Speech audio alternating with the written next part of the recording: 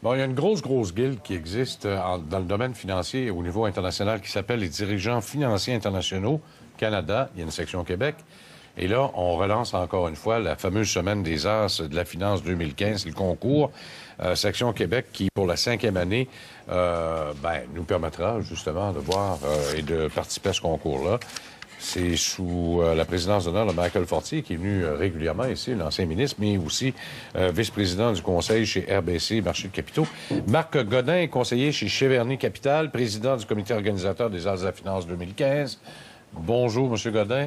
Si vous reconnaissez le visage, c'est qu'il était auparavant chez Dassault. C'est bien ça. Et maintenant, vole de ses propres ailes et il s'occupe donc de ce concours-là cette année. D'abord, félicitations pour le concours, d'abord de prendre cette présidence-là. Moi, je trouve que c'est important, ce concours-là. Merci, M. Godbout. C'est effectivement un concours pour... c'est notre 5e année, vous l'avez dit, et c'est vraiment une reconnaissance, comme on fait avec ce qu'on appelle les athlètes, les artistes. Alors, à chaque année, on reconnaît des dirigeants financiers qui se sont illustrés dans leur domaine respectif. Donc, c'est la 5e année. C'est une association professionnelle de 16 000 membres en Amérique du Nord. Il y en a 2 000 au Canada, 200 au Québec. Et on est bien fiers de pouvoir reconnaître la contribution de ces dirigeants-là, les dirigeantes. Bon, alors, bien sûr, il y a 3 catégories, les grosses entreprises, moyennes et petites. Effectivement. Bon. On a refondu des catégories l'an dernier.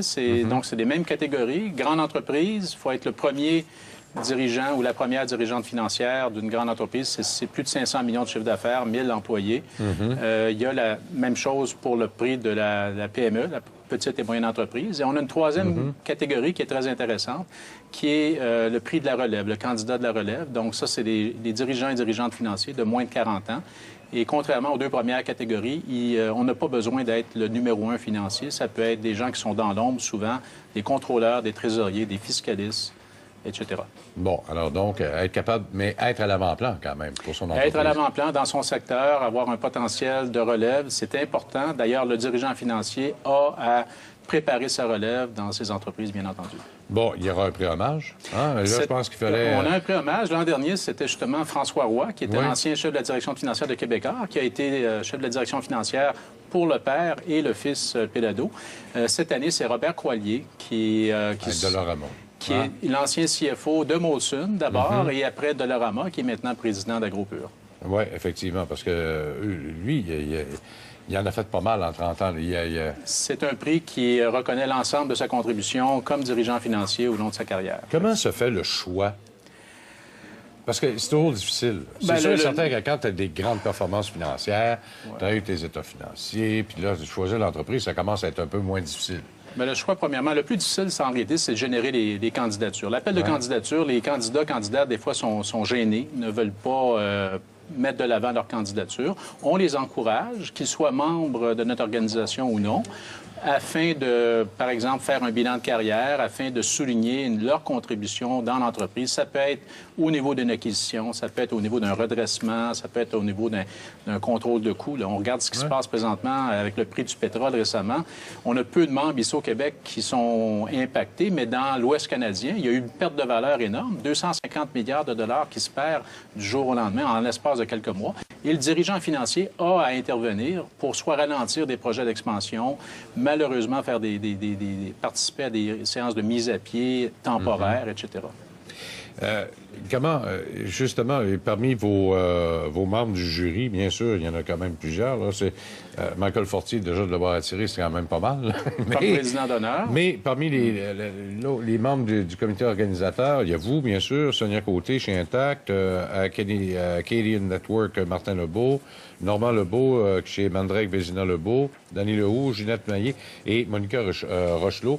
Est-ce que toutes ces personnes-là font partie du comité qui vont choisir les gagnants? Donc, le comité organisateur s'occupe de ramasser, autrement dit, de solliciter les candidatures. Par contre, la sélection finale repose sur un jury composé de 5 membres. Cette année, le président du jury est encore Sylvain Perron, le chef de la direction financière de Laboratoire Biron. Et on a des gens d'expérience. Pierre Fitzgibbon, d'ailleurs, qui a été CFO chez Domtar, dans le temps avec Télésystème à la Banque nationale, mais qui a été récemment président d'une entreprise à Trium. Oui, Atrium Technologies. Il venait faire son tour régulièrement. Les gens qui écoutent régulièrement s'investit le connaissent très, très bien.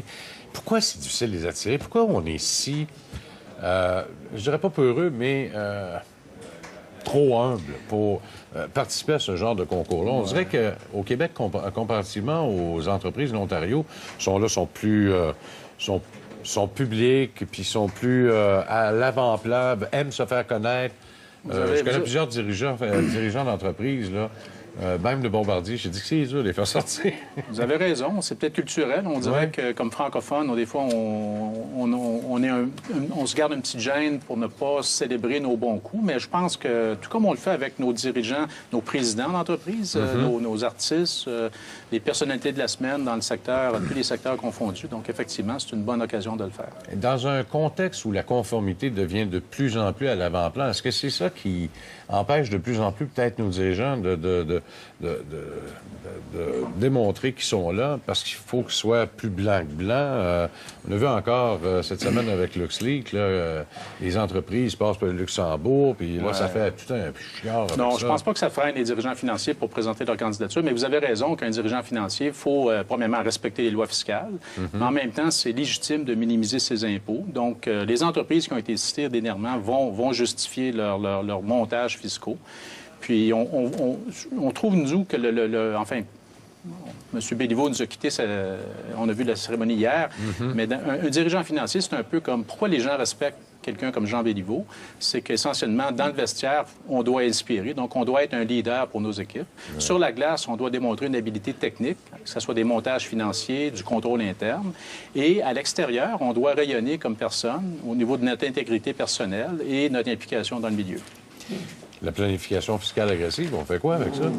Écoutez, comme je vous ai dit, c'est légitime de minimiser les impôts. Il faut regarder, le Luxembourg a mentionné que pour eux autres, ils respectent les lois fiscales et ils s'attendent. Et s'il y a des corrections à faire, ça sera aux pays impliqués, dont le Canada, à voir si ces structures-là demeurent acceptables ou non. Bon, je sais que la communauté européenne commence à regarder et mettre de la pression peut-être plus sur le Luxembourg. C'est un peu peut-être plus leur travail que le nôtre de le faire, là. Parce que les paradis fiscaux, c'est un paradis fiscal. Qu'on le veuille ou non, ça existe, c'est légal. Du moment que tu le dis. Hein? Si on le dit, si on le sait, c'est parce que c'est... Pétrole, énergie, là, on voit là, que les compagnies aériennes chez nous au Canada risquent d'avoir même un peu plus de difficultés que d'autres, parce que notre devise nous fait mal aussi. Il y a ça aussi qu'il faut pas regarder par rapport au pétrole. Bien, fait mal ou fait du bien, ça dépend si vous êtes importateur ou exportateur. Les bourses ont beaucoup bougé ces jours-ci suite à la baisse du pétrole, mais net, ça pourrait quand même être positif pour plusieurs régions, comme le Québec, par exemple, qui importe beaucoup de pétrole. Bon, puis les taxes là-dedans, les impôts, etc. Ah, bien là, c'est effectivement... j'ai parlé de destruction de richesses temporaires en Alberta. C'est sûr qu'avec la péréquation, ça nous affecte ici au Québec, effectivement. Bon, et de voir le climat d'incertitude que parfois les gouvernements créent sans le vouloir nécessairement. On l'a vu cet automne, tout le monde criait à l'incertitude, puis ça empêchait les entreprises d'investir chez nous parce qu'il y avait toutes sortes de plans qui arrivaient pas, qui étaient annoncés, qui n'étaient pas annoncés, etc. On danse un pied, danse sur l'autre. Et comment vous voyez ça comme ancien dirigeant d'entreprise? Écoutez, nous, dans notre secteur, le secteur où j'étais récemment, la loi de l'intégrité, ça a été critiqué comme étant un frein, des fois, à la planification des entreprises dans le secteur de la construction, du génie conseil, etc. Mais la réalité, c'est que le Québec fait figure de proue. Tu veux faire affaire dans le secteur public, tu dois te montrer patte blanche comme entreprise, que tu sois privé ou coté à la bourse. Donc, tu vas avoir la même rigueur au niveau de l'intégrité de tes dirigeants, le respect des lois fiscales et des lois en général pour œuvrer et pour faire affaire avec le secteur public. Donc, c'est important. Absolument. Est-ce que le travail qui a été fait, c'est pas du travail inutile? Absolument. La Californie, l'État de New York ont fait ce cheminement-là il y a quelques années et ça sera à voir si les autres provinces canadiennes emboîtent le pas, dont l'Ontario. Bon, ce sera extrêmement important. Bien, Marc Godin, je vous remercie beaucoup encore une fois. Puis on aura certainement l'occasion de se reparler d'ici la prochaine année pour reparler de ce concours et peut-être nous présenter également vos gagnants. Absolument. Ce serait extrêmement intéressant. 7 mai 2015. 7 mai 2015. Alors, on va réserver ça le 8 mai au lendemain. On vous réinvite avec peut-être 1 ou 2 gagnants. Absolument. Ça me fait plaisir. Mettez ça dans votre agenda. C'est jour de Merci. ma fête. On fait une pause. On revient dans un instant tout de suite.